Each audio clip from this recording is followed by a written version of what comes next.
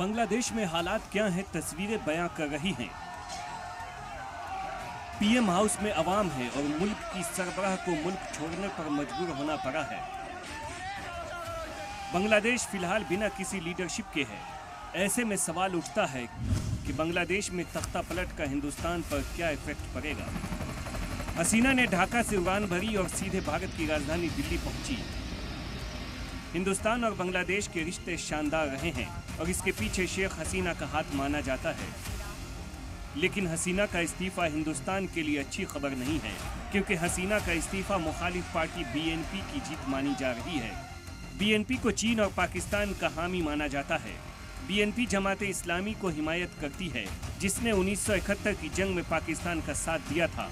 देखा जाए तो ये बांग्लादेश में तख्ता पलट हिंदुस्तानी हामी एलिमेंट्स की हार है और पाकिस्तान हामी की जीत है। यही वजह है कि इसमें पाकिस्तान की आईएसआई का भी हाथ बताया जा रहा है।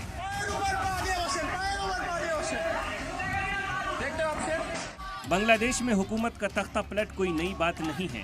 शेख हसीना के वालिद और बांग्लादेश के पहले पीएम शेख मुजीबुर रहमान के खिलाफ भी तख्ता पलट हुआ था, जब 1975 में आर्मी ने तख्ता पलट किया था। 1975 में तख्ता पलट के दौरान शेख मुजीबुर रहमान के परिवार के 18 लोगों को मार डाला था। शेख हसीना उस वक्त यूरोप में थी, इसलिए उनकी जान बच गई थी। बाद में उन्हें कई साल तक हिंदुस्तान ने तहफ़्फ़ुज़ दी थी, इसलिए शेख हसीना हमेशा हिंदुस्तान हामी रही थी।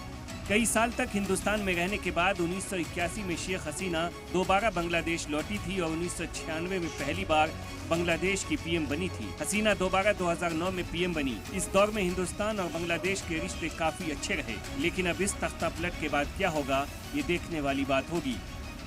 ब्यूरो रिपोर्ट, सलाम टीवी।